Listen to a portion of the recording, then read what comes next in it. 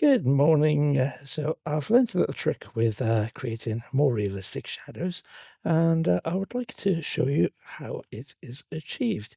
So I've got this little clip of waves on a shore, like so, and we're going to put some shadows in front of it. That I'll just get rid of the audio because we don't need that.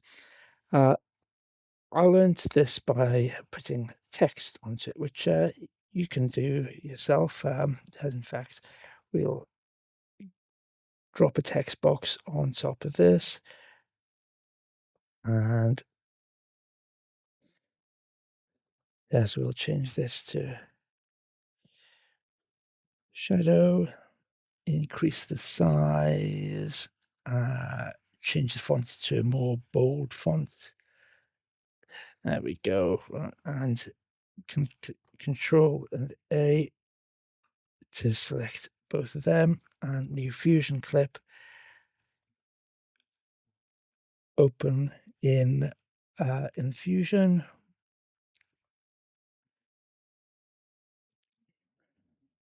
And then we need to remove the background, one of the merge nodes, and reconnect media 1 to media 2.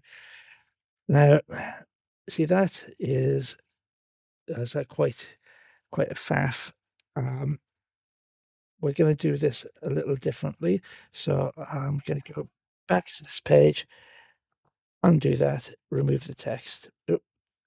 So we're going to go to the media pool, drop the C in.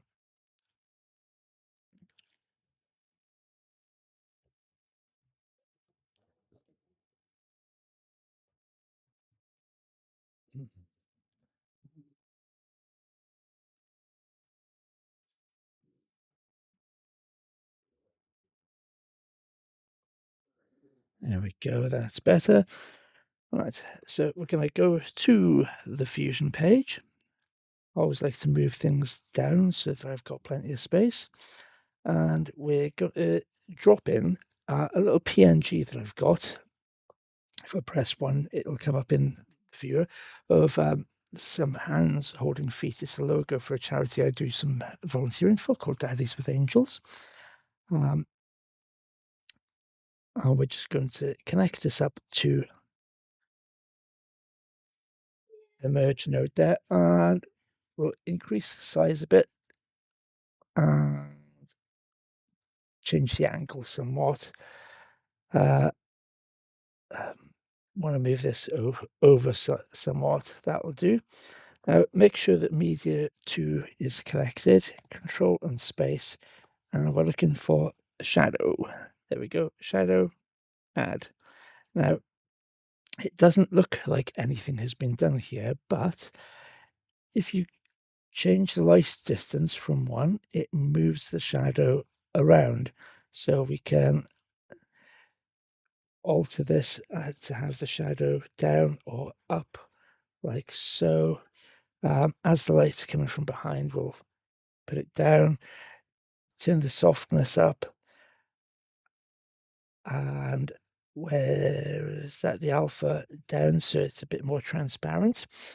Now, if you go to media 1, press 1, so it comes up on this page.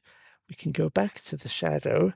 We can drag this dropper over, and we can select the color of the shadow. So we want something like that. Now, that's fine, but it doesn't react to the background. So what we want to do is if we take the output of media 1 and drop it into the shadow, it creates a second input to that shadow. Now click back on the shadow. Yeah. How did you turn this game on? And select Luma, and suddenly it reacts with the background.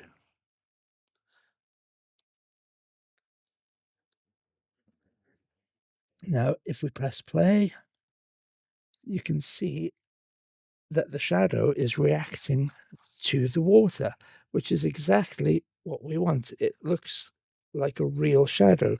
So I've shown you how we can do that with PNG files. What we're going to do now is have a little play with something a bit different. So I'm going to go back to the edit page. I'm going to drop in this clip of me that yes, being silly in one of the rooms of our house. We're going to go to the color page and magic mask. I'm going to select my head, select my body. Yep, that's me all done. And it won't take long to track this because it's not very large. Because what we're going to do is we're going to remove the background, and then we need to render it down so that it's the video equivalent of a PNG. There's no background on it, and we can do the same thing with a video. So I'm going to right click here, add an alpha output, drag that blue dot to the blue dot there. When we go back to the color page, you can see it's removed the background from me. So we're going to right click on me and render in place. Format QuickTime, the codec, Avid DNX HD, and then leave that as it is. Render, select folder. Oh, I've done the wrong one. It's DNXHR that I needed to do. Avid DNXHR. There we go. And render, select folder.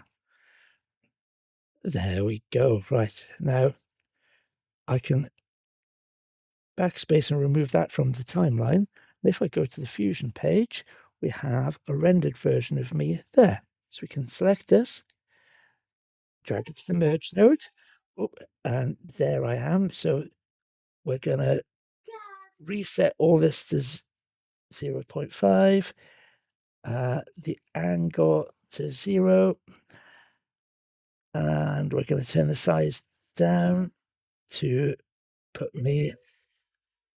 Oh, we'll actually make it a lot smaller so that there I am.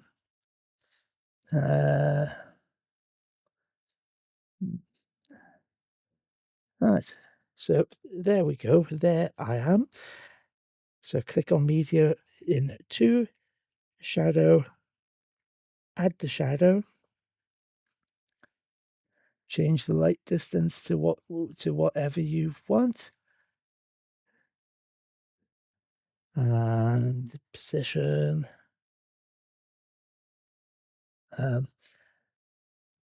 Let's get the shadow color that we want. No, I don't like that. Let's go for there. Turn the softness up of the shadow. Now link from media 1 into the shadow. Change this Z-map channel to Luma. Let's move the shadow somewhat. And there we go. The shadow is reacting to the background, as you can see. I hope you found that interesting, useful. It's a neat little trick. It's really simple to do, and it can give you some great effects, especially if you're using a mask to put something into a scene that wasn't there to begin with.